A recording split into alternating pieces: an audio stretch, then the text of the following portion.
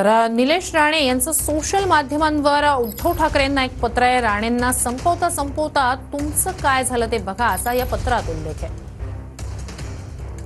तर आज निलेश राणेंनी मंत्रिपदाची शपथ घेतली आणि त्यानंतर निलेश राणेंनी सोशल मीडियावर उद्धव ठाकरेंना उद्देशून एक पत्र लिहिलंय।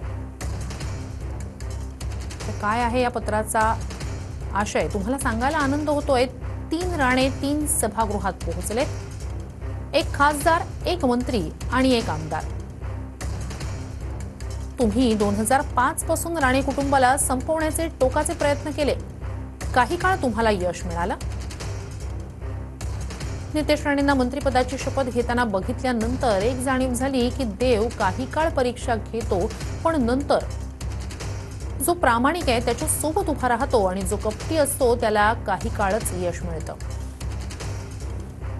उद्धव ठाकरे, तुम्ही कोणासोबत चांगले वागले नाही म्हणून तुमच्यावर ही परिस्थिती।